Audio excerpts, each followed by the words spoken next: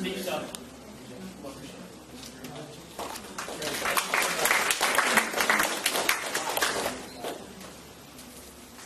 Can you hear me?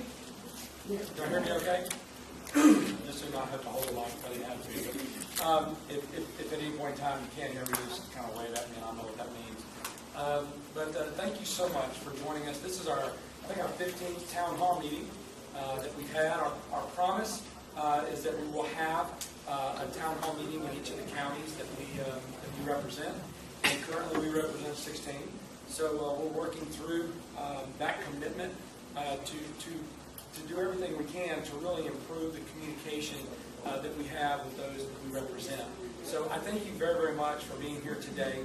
Our whole purpose in having our town hall meetings is really not just to report to you on things that we are active and a part of, legislation we're following, but also to make sure that we listen to you. So we're going to have some time where we take field questions from you and answer those questions. So thank you for coming to have a conversation with us today. I know that each time that we come to Jackson County, it's always wonderful to be here. That also means that we most likely have spent the prior evening at home and in our own bed, and that's kind of nice. So it's nice to be here. We're going to be leaving here shortly at the conclusion of this meeting to head back to the east side of the district for events there. And I would, but I welcome before we do that an opportunity to have a conversation with you. Many of you send us communications each and every day, and we get 450 letters a day into our office. So I thank you for those communications that you're sending us. I thank you for those of you who have been to Washington to visit with us on fly-ins, perhaps organizations that you're a part of. Thank you very much for staying engaged in your government. Not only do we do our town hall meetings like we're doing now, where there's actual face-to-face with you, but we also do our teletown hall meetings. And the teletown hall meetings are certainly not meant to disturb your evening or to bother you at home, but it is a desire to stay in communication with you. So about once a month, we do a teletown hall meeting where we call about 150,000 residents in our district, and we make sure that it's total. There's no recognition to party registration when we do that. So we call 150,000 people to have a conversation with us on the phone. If you've never been a part of that, I would encourage you to please give us an opportunity to do that with you. We try to do it after dinner, and we try to do it before we think that you would turn in for the evening. So sometimes that's challenging because we know in our district we have 2 time zones.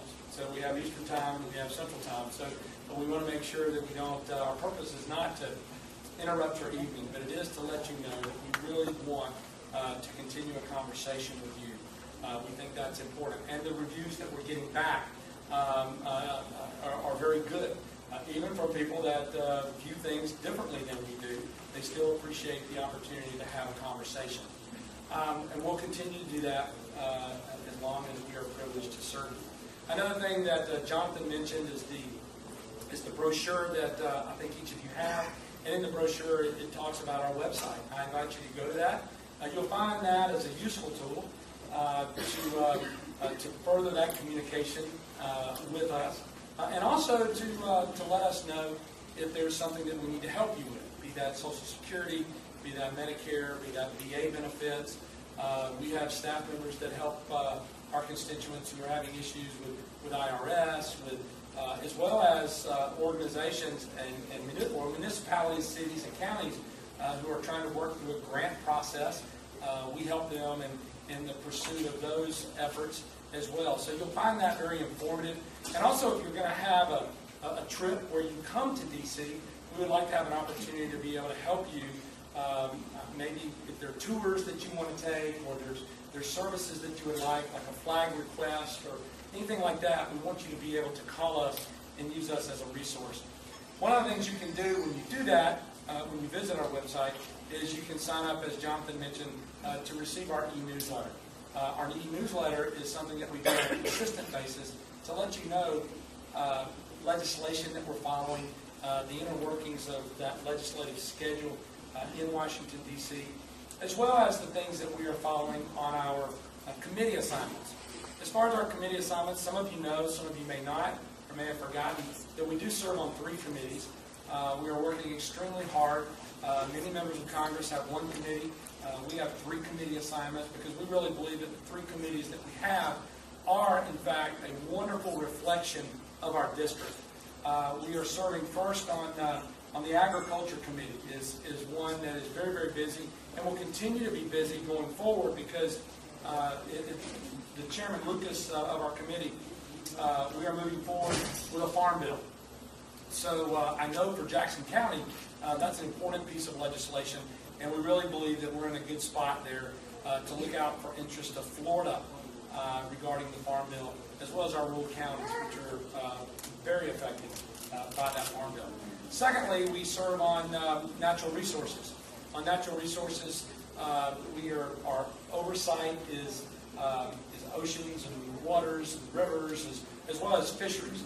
I know some of you are here because of our participation in fisheries. Some may agree, some disagree with perhaps our stance in the area of fisheries. But I will tell you, growing up on the coast, growing up in Panama City, and being a part of coastal living, it is an area that interests me personally greatly.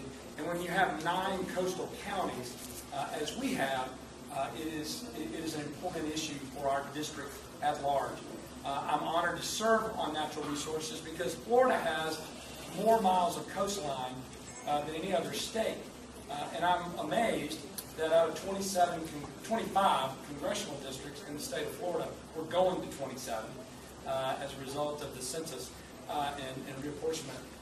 Having 25 districts, I'm amazed that for almost 20 years, we have not had a representative from Florida serve on natural resources. So I like the fact that natural resources are so important to Florida, and that me and one other colleague are now serving on natural resources. The third committee that I'm serving on is transportation and infrastructure. Transportation is important, obviously, because it is the responsibility of Congress to oversee and be responsible for our postal roads and our highways. So we are serving on transportation. And in transportation, we have 2 committee assignments, 2 subcommittee assignments. One is aviation. We have our airports that we oversee. And as you know, we have the newest airport built in the United States since Denver's airport over a decade ago in Bay County. And so we oversee aviation issues on transportation. And then finally, we also serve on highways and transit is our subcommittee assignment. And obviously having I-10 running through the entire district and a portion of I-75, we are very concerned about our transportation needs. I'm very pleased to have been 2 weeks ago appointed as a freshman member of our conference to the Transportation Conference that will be negotiating the House version of the Transportation Bill with the Senate version of the Transportation Bill, hopefully to produce a single product that will be voted upon by both houses. Because we need a transportation bill, and it's critically important to every state. So I'm privileged to have been appointed to that conference as a conferee. So those are the 3 committee assignments that we serve on. And I wanted to let you know that having a very active committee life in D.C., everything that we're talking about at the committee level is in front of a backdrop of arguably the most difficult issue that I think we face as a nation. And that issue is that we spend more money than we have. That we owe, as a country, a dollar amount that is approaching $16 trillion. So many of the battles that we are waging right now in Washington have to be waged with that fact just sitting there. It is the biggest issue we face. The hundreds of billions of dollars that we are paying in interest alone on that debt is not healthy.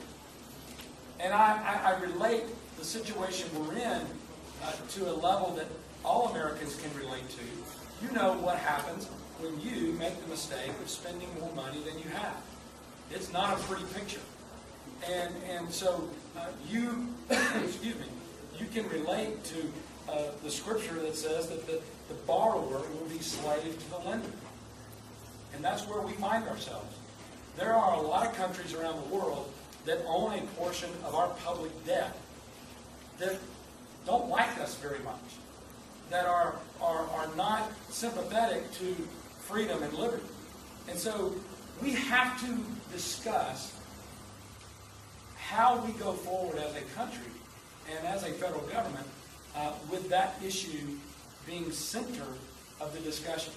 So, we have, it is challenging in the fact that we continue to struggle getting discussions on the Senate side regarding a budget. I think that when you owe this much money, the first step is to have a budget. But it's been over 1,000 days since the Senate has produced a budget.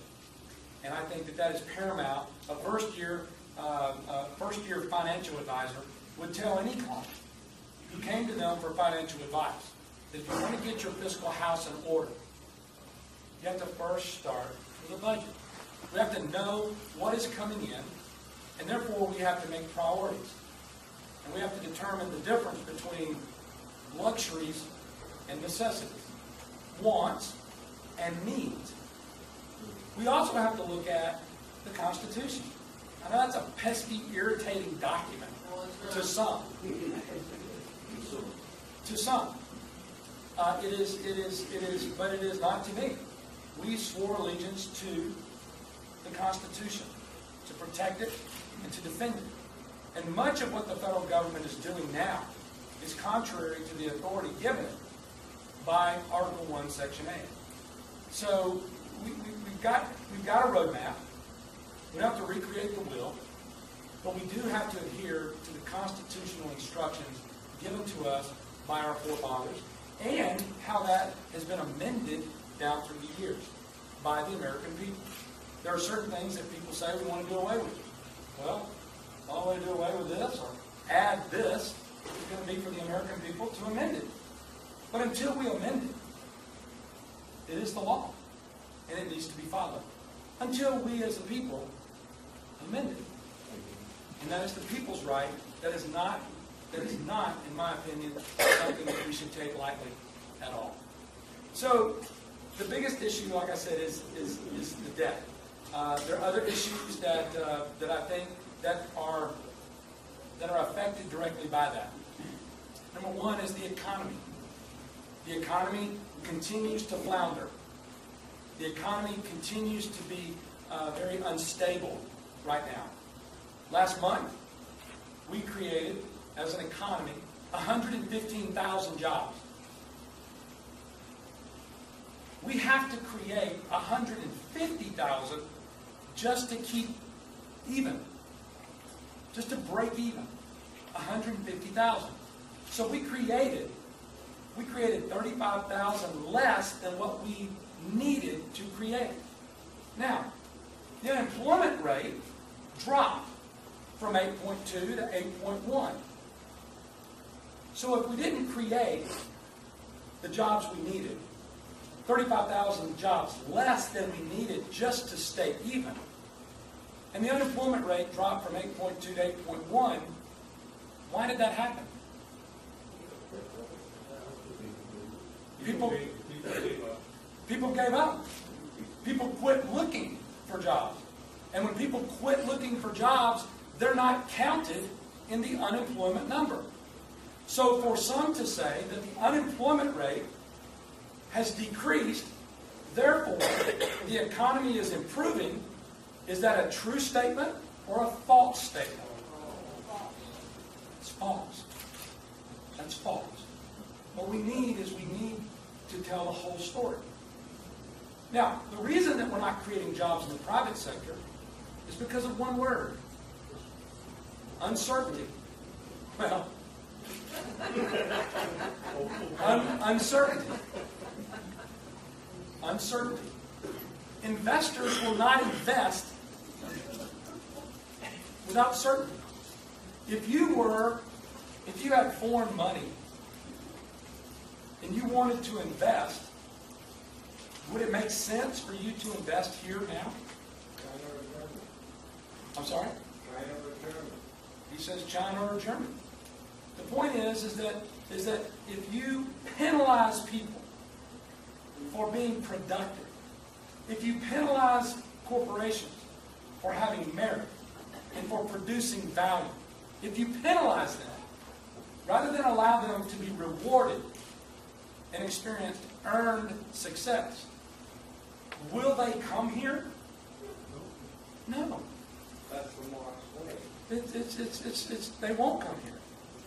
And now with with Japan dropping their corporate tax rate, and America keeping ours at 36, and by the way, at the end of the year, ours goes to 39, are we improving the environment for foreign investment, or are we harming the environment for foreign investment? It doesn't seem that difficult. So the economy, it continues to be the single issue. And ironically, there are many now in Washington that want to talk about everything but the economy. I wouldn't want to talk about it either if I was responsible for that economy continuing to suffer. But guess what we're going to do? We're going to talk about the economy. Well, like right now. You're not getting my emails? Yeah, I am, but I mean, there's a whole world out there that you care.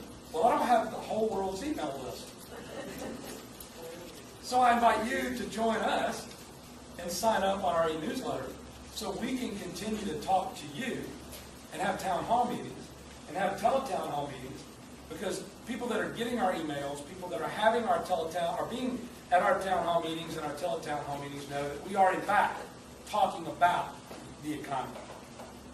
It is critical to America's success in the past, and it is critical to America's success going forward, that we continue to produce value that not just Americans want, but that the world wants.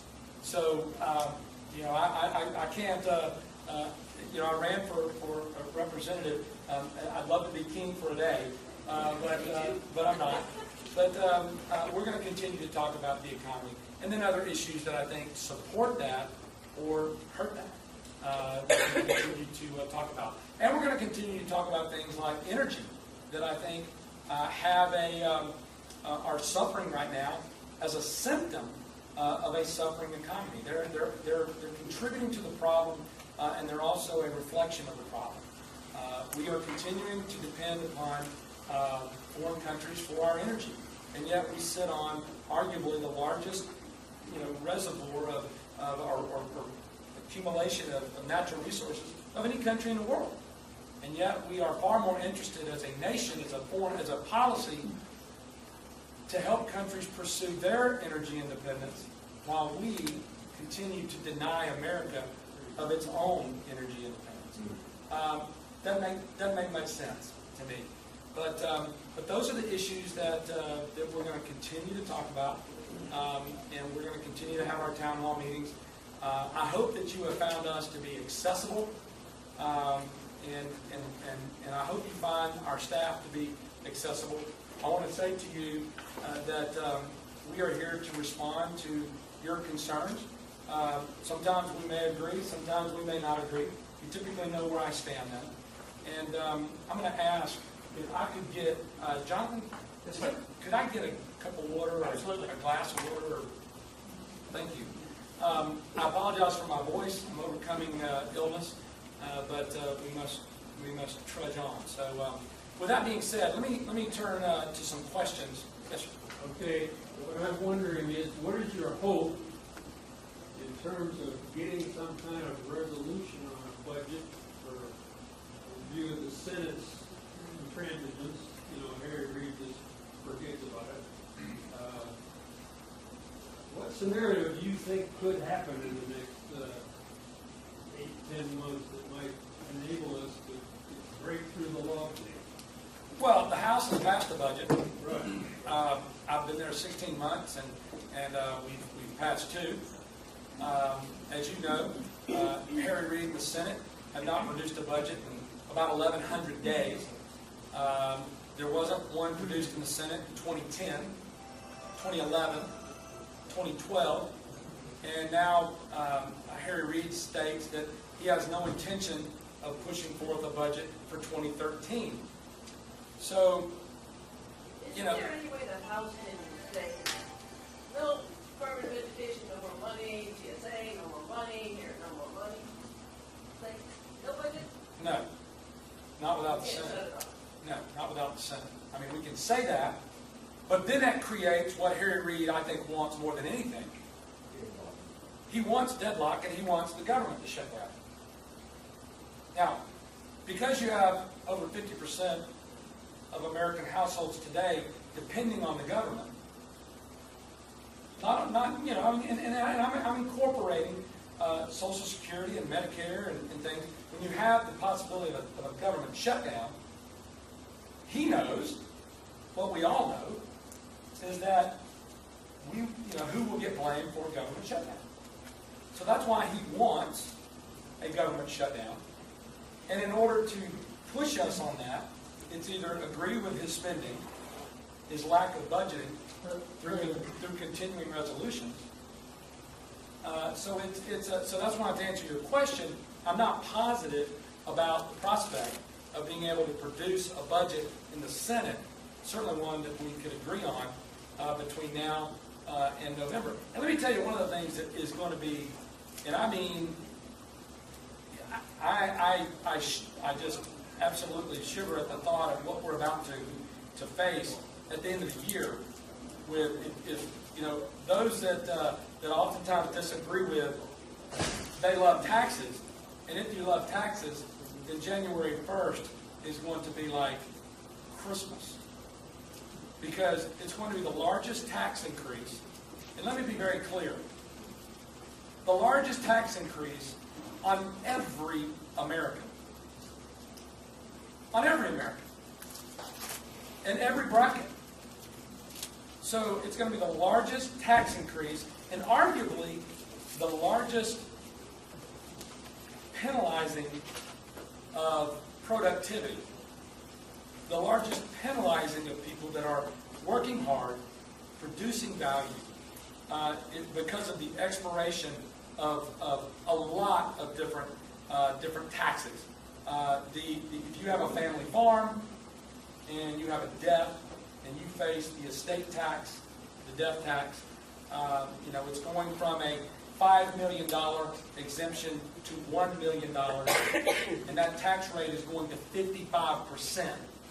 And so therefore you have 9 months after the death of the patriarch, the matriarch, whoever is the last, you have 9 months to produce to the Treasury 55% of the value that is not exempted. And by the way, like I said, the exemption goes from $5 million down to 1. So the perpetuation of the family farm, the perpetuation of the family business or the family enterprise, that's not possible. Yes, sir. What do you think about Senator Randy Moss? I haven't. If his budget is, well, I'm not familiar with his budget. I haven't. We have several budget versions in the House, and so therefore I certainly follow many of the House versions. And I apologize that I don't know what his budget looks like, or if it is a. What do you think the balance of the 5 years? He plans to balance everything in 5 years. Well, I mean, we're a long way from that. I mean, I think that would be great, but I can tell you right now, if that's what, if his budget produces fiscal sanity, it's not going to be embraced, and there's no way that Mr. Reid is going to allow that to come forward. Yes, sir. You just woke me up when you mentioned the state tax. I'm 82, not a pretty good state company. And my daughter's going to enjoy the day myself and try to scrape up that money. I think I may change from Democrat to Republican. But it is something, a couple of things. Yesterday, some of us met with State Senator Tom Hicks. By the way, he's our new senator over here. Senator Mumford is on the other side of the river. Senator Don Jason. Right. And he made a comment. He said, their intention, and again, understanding that the Republicans will run that over there. He says they're working toward this. If a regulation has no basis in the law, it will be eliminated. No basis in law, it will be eliminated. And that is what the state intends to do. Now, you say, well, that's hard to do. But you mentioned the flag that you could get from California. That thing started because one man asked one congressman if he could get a flag. And now you've got how many men constantly raising and lowering flags. This is symbolic. But that is not in law if you're in the flag selling business. So why not start there? Let them go to Walmart and buy one. That will be made in America. But find something else in addition to that and something else. That is a goal that we can have in this country. I believe it gets started with fair tax. I'll give you, but again, that's something you can do. But think about that. Talk to Senator Gates. How are they going to do what they intend? Okay. And I'll bet they're going to do it. And I could start with my business, which is not as big as yours, but it has with farming, transportation, a little of everything else. And it has grown in 17 years where we now come well into that. Sure. Problem with here. Well, and the biggest issue with the inheritance tax to me is that you do penalize production and growth. You make it to where it is no advantage for your family to expand your business. And as your family grows, you are penalized for growing your business to help your family enterprise. I can make an argument that much of the attack on business is an attack on the family. Well, I still don't specify dollars, you know. But my point is that when we say, okay, if you grow that family business, if you branch out, you build another location, you go down, you borrow, you put up your equity, you sweat, you walk the floor all night to pay payroll, to meet the obligations, to fight the regulators, to be penalized through progressive taxation, and then at the end of a lifetime of doing that over and over and over again, then the government is going to take your lifetime of earnings. And by the way, they're going to penalize those who are receiving it, who have also created it. I've been involved in our family business my whole life. So we can say that my dad just didn't build his wealth. I helped build his wealth. So the point is, and that is the case in family businesses.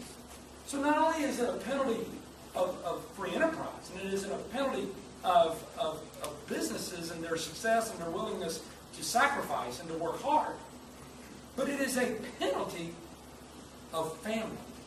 So it's an attack on both. We now in this country, we reward dysfunction. And we penalize anything that has the appearance of tradition. Why? I bet we could hear that on Sunday. I've heard it said that of the 75 or 80 freshman congressmen that went in in 2010, the conservative ones, there may be only 15 left who are still conservatives because of the pressures of the system, the lobbyists, and the leadership. I'd like to have you comment on that. What pressures do you get? Do you feel that you're in the 50, and if so, how could we tell that? Well, it really doesn't matter what I think. It really matters what you think. What do you think? Well, I think you're doing pretty good. Am I doing good enough to be in the 15? Heritage thinks you do. Well, the American Conservative Union ranks me 90, I scored 96. You know, there's some organizations, and 96 is, look, man, if I'd scored that high when I was in, when junior high school and high school, I could have gone places. Do you think that many have been co-opted? Oh, there's been quite a few. Well, what are they doing there? Are they, like, threatening people or harm, physical harm? Look, I don't favor kindly the threats. I mean, I didn't. You don't get into this. I mean, I got the threat of Max back here with his video camera with the Florida Democratic Party. Max is following me everywhere I go. Now, Max represents a threat. Okay, he represents a threat. Now, I don't fault Max or dislike him personally. I just think he's a misguided youth. Okay, and so I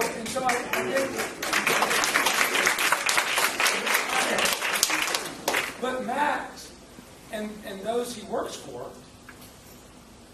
they're a threat. And why are they a threat? Because I am. Because you see, I don't want a society that Max and his friends want, which is a social democracy, which is a government-centered society. I don't want the federal government to determine the definition of fair. The most greedy of all organizations I've ever been exposed to is the federal government. They define greed. You know what my vision is? Now, Max, when he takes this, you won't see this, what I'm about to tell you, in a commercial. You just won't. Because they vehemently disagree with what I'm about to tell you. What I believe America needs going forward is much of what we have enjoyed looking back. A system where economic freedom and economic prosperity is based on earned success. It's where we reward effort. It's where we reward merit. It is where we reward sacrifice. Look, I've said during the last 3 years that my family loves 40-hour work weeks. That's why we squeeze 2 into every 7-day period. So why should I apologize or be penalized by Max and his friends because I'm willing to do something that he's not? Max always makes our afternoon town hall meetings. But he rarely, if ever, makes our morning ones. What does that tell you? So my point is this, is that he doesn't have to tell me his values. I see his values. The point is that if you rise early, the early bird gets the worm. If you rise early and you work hard all day, and you sweat, and you risk, and you're honest, that should produce, as it has produced us in the past, earned success. Now, I believe in equal opportunity, but unfortunately, with equal opportunity, that doesn't always produce equal income. Why? Because there's those that live like Max, and there's those of us who live like me. I'll work 80. I don't know what he works. But if it's not 80, why should I be penalized for my willingness to sacrifice and to work and to be consistent? That's not fair. That's wrong. It's wrong. And so my vision that you will never see on one of their commercials sponsored by the National Democratic Party, because they don't believe in that. They believe not just in a social safety net, they want a social safety hammock. And until we start rewarding work, and penalizing slothfulness and lazy. Amen. We will continue to drift farther and farther and farther away from what God has intended for America to be and what our founding fathers intended for America to be. But you know what? I understand that oftentimes youth would rather lag. But I got to tell you something. I grew up in a pretty good home. That wasn't an option in our house. It wasn't an option. And it's not an option in my house. Susan and I have been blessed with 4 daughters. Samantha, Stephanie, Allie, and Abby. 22, 20, 16, and 14. And in our house, when you turn 15, you're going to work. And you're not going to work for daddy. You're going to work for someone else who's gone out, borrowed, risked, walking the floor, sweating. And you're going to have to perform to their standards. And you're going to know what it's like to work for someone who is struggling in this environment to live the American dream. So, Samantha, my oldest, was 22 years of age. She just graduated from Florida State with honors. Don't know. She holds down 3 jobs. Her sister Stephanie is in Orlando at the University of Central Florida. Honors. 5 nights a week, she works at a restaurant, bussing tables, being a waitress. Their younger sister, Allie, just turned 16, and she's experiencing for the first time what it's like to sacrifice, to not join friends as they go out, but to go to work. And next year is going to be a glorious year in our home. Because Abby will join her 3 sisters. And why do I do that? Because I want my grandchildren to understand the value of hard work.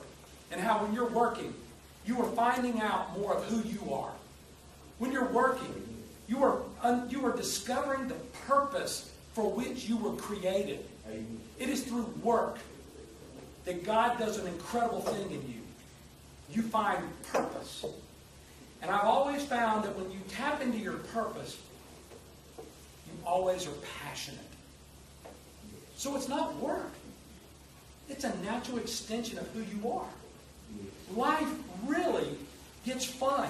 Dad's always said, son, find a job you love, you'll never work a day in your life. We work hard. We work a lot of hours. Why? Because we're doing exactly what the good Lord put us here to do. And our founding fathers understood that that was what America must be built upon. Why? Because they knew that that was also part of our Judeo-Christian belief.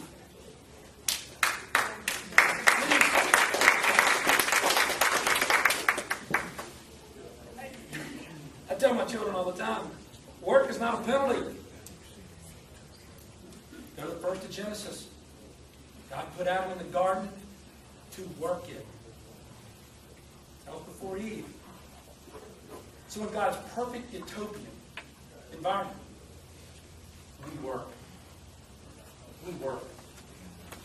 We have to reclaim the moral high ground that we've ceded oftentimes. It is imperative for America to be a great nation going forward, to reconnect with the principles of our past. We have got to unleash the creativity, the ingenuity, the willing to sacrifice that America has within it. Not to penalize it, but to reward it. And then, I believe, we will blow the doors off creating 115,000 jobs a month.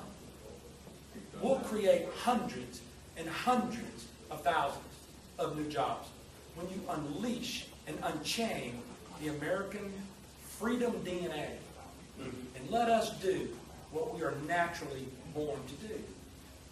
But Max and his friends aren't going to report that. And if so, they're going to demonize that. Because they want fairness to be not opportunity, but income. And if people talk to me about immigration all the time. We can't get our hands around immigration until Max looked up because this is an opportunity. Immigration. We woke him up. You can't, oh, he's writing, taking notes. While he's awake, the Cornwall. That we can't get our hands around immigration until we get our hands around the issue that we are rewarding people to not work. And if people have a choice to sit and have everything provided for them, as opposed to go to work, they're gonna sit. Yes, ma'am. Since we brought up immigration, what is your stand on I think E-Verify is a tool in the toolbox that is going to be needed. Now, I think that process is important. I think that you have to, like, ready, aim, shoot. Much of what I see in Washington is ready, shoot, aim.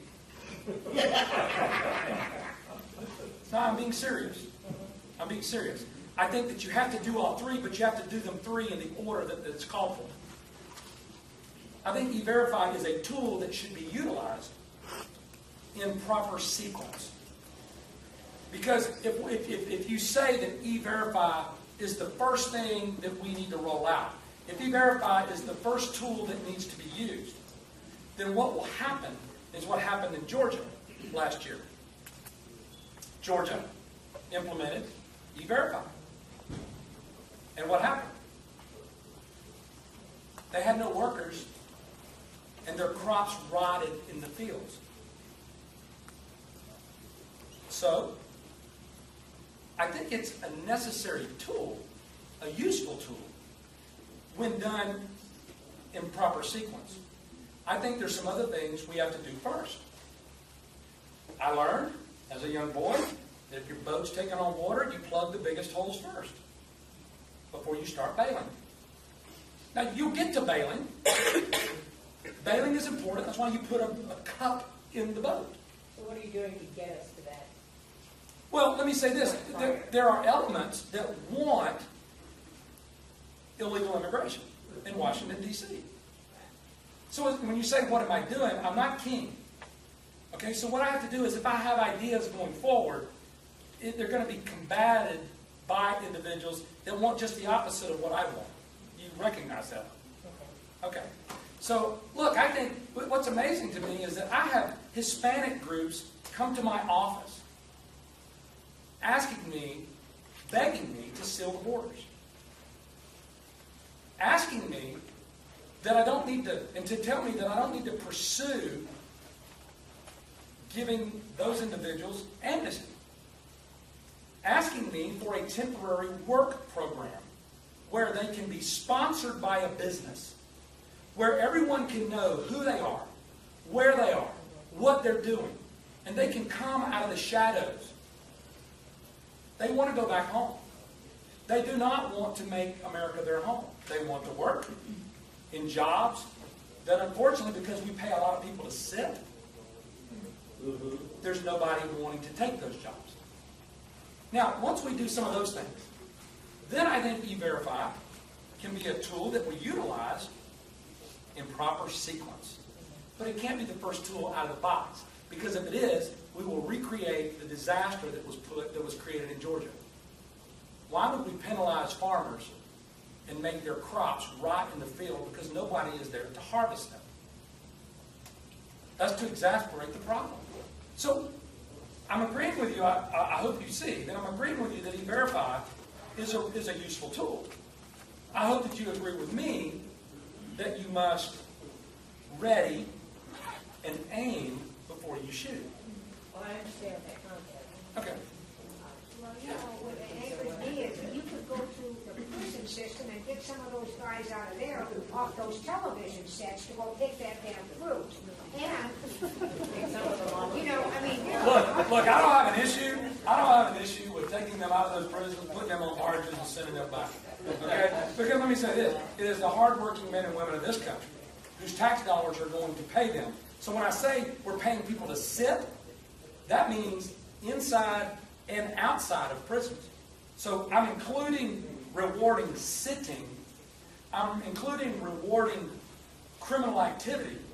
by providing you 3 squares a day, a gymnasium, all the benefits that you want, free postage service, air conditioning, and I think that that's part of the problem. So I had no issue putting them on a barge and sending them home. I know personally, because I worked as a correctional officer before I became a police officer. And they're a bunch of lazy bums, and they get everything for nothing. And so why not put them to work for part of their punishment? Or get those people that are on welfare and say, hey, we need you to go pick some fruit, you know, because you have to pay back some of that money we've been giving you all these many years.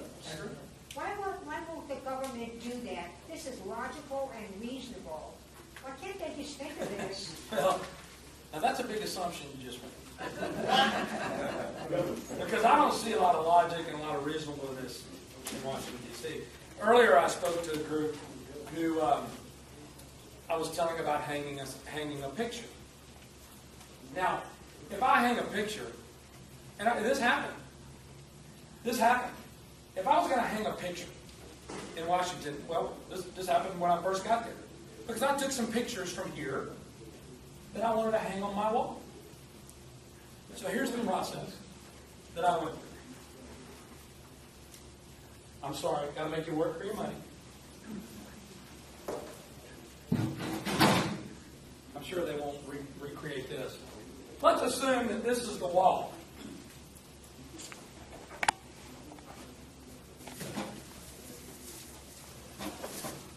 So, to here. So I got 4 panels, right? 1 panel, 2 panels, 3 panels, 4 panels. And I say, I got a picture. I got a picture that I want to hang on the wall. So I get to Washington, D.C. with the common sense that I was born with and the common sense that I was rewarded in our home when I practiced it. And common sense was reinforced. I have a picture. So I say to Tom, I'm going to hang a picture. And here's what I want to do. 1, 2, 3, 4. I want the picture hanging in the middle. 4 divided by 2 is 2. That's the middle.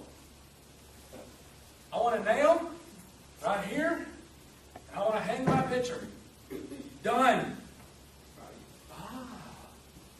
But not in Washington. Not in Washington. In Washington, by the way, when I do that, I would go to this drawer and I'd pull out a hammer. I'd go to this drawer and I'd pull out a nail. Yep, center, done. In Washington, I have to call one person to come in and drop the nail. To measure. Now, is there any need to measure that? Pretty simple, isn't it? 4 panels, 3 lines. We'll pick the one in the middle. Got common sense, isn't it? So I have one person come in to drive a nail to determine that that's the center of the wall and to hang the nail. And then another person to pick up the picture and put it on the wall. So the point is, when I got done hanging the picture, would put the hammer back in the drawer. Why? Because I want to know where the hammer is the next time I need it. I would go to the store the next time I'm there, and I'd buy another little box of nails. Because maybe I used my last nail. But that's not what the government is doing. Okay? So there's a lot of rewarding sitting. Because let me say this, and by the way, I hung the picture in 5 minutes. They hang the picture in 5 weeks. And that, my friend, is the problem. Absolutely. They need to lose their job. So let's get rid of them. But if you believe, as many in Washington do, that the answer to our problems can be solved by a government-centered society, that it is government's responsibility to create that job. The government is doing the purpose of government, to create that job, then it's fine that it takes 5 weeks and 2 individuals. Actually 3, because a supervisor told them to go up there to hang the picture. But the point is that's what success looks like to them. They have no problem with the process I just described to you. It's maddening to me. I know, isn't it though? Yes. It's maddening to us sitting back here too. I agree. Because we don't have your capabilities of going in there and saying, what are you doing? I just want to hang this picture. Our discussions in the office are worthy of you too. Steve, got a question. Let's make an assumption, I know what Susan does, but let's make an assumption that with the Republican president, we keep the Republican House and add to it, we get a Republican Senate. There is the lame duck section. Actually, for Harry Reid, it ought to be the dead duck section. And he and all his crumbers. You were talking about this massive tax increase that is coming January 1. Do you foresee any way to forestall that, delay it however far into January, to get the Republican Congress in to negate all that? Well, I mean, let me say this: you can't, one Congress, one Congress can't speak for another Congress. So what you can do is you can roll back, you can retro a change. So I'm hopeful. First of all, they've already told us that it will be late Christmas Eve if I get home, because we are going to. This is going to be a battle, and that's that's okay. I'm up for that. But what I'm saying is, if we are successful in our election efforts, the battle becomes forcing leadership in my party to do the right thing. So, I hope our numbers grow. I hope we are more than 15. And I say we as if I am one of them. So, it's been very clear, and I know you know the times that I've challenged my own leadership. Not because it's Republican or Democrat, I've challenged them because I think there's right and wrong. How about changing? Well, and that's the first thing you do as a member of the new Congress, is you select your leadership. So, there's a lot to, that's a whole other issue, back to proper order, back to proper process. That's something that is certainly going to be an issue that will be discussed, but when we select our leadership for the next Congress. And I'm not going to focus on that because I've still got a lot of things to do. I've got to go to conference and negotiate a transportation bill. So I'm keeping my powder dry on that one. But Is this a good time to talk about the transportation bill? Sure. I was going to ask you about the status of the Restore Act and your role in that, and where you think those funds ought to go, and what they should be used. Well, contrary to what Senator Nelson has said, there are 2 houses of Congress. And the good senator has been clear in telling everyone that it's the Senate version only of the Restore Act. How ironic that the senator who is also a conferee on the transportation bill will find sitting across the table from him a freshman member of the House, also from Florida. And we will convey quite clearly that civics teaches us there are 2 houses of Congress. So the question is the Senate version has some things in it that is very different from the House version. So and for those who don't know, the Restore Act takes 80% from the clean water fines that are going to be levied against BP. 20% of those revenues, 20% of the fines will go into the general treasury. 80% of those fines will be divvied up and directed and divvied up to the 5 to the 5 states that were affected by the disaster. The Gulf states, Florida, Alabama, Mississippi, Louisiana, and Texas.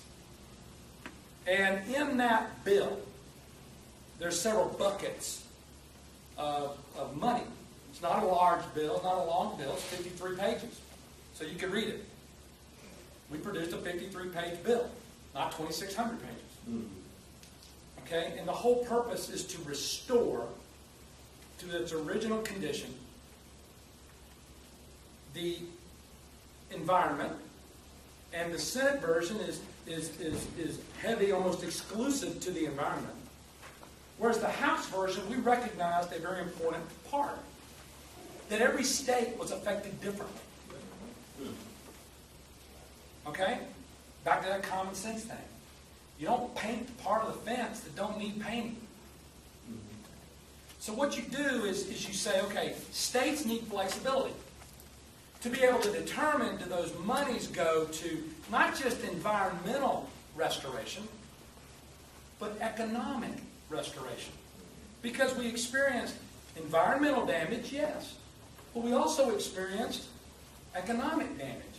And along the Gulf Coast in Florida, Florida's District 1, Florida's District 2, there were 8 or 9 counties that really were devastated economically, directly, but that devastation also moved inland. Because when people can't spend money, when we don't have taxes in Bay County, it trickles upward, it runs upward, to also affect Jackson, Washington. So the point is we wanted states to have flexibility, to be able to address their economic issues, not just their environmental. So there's also some things that I believe that we do. We put some limitations that on government that the Senate does not. The whole purpose of the Restore Act was not to create another government program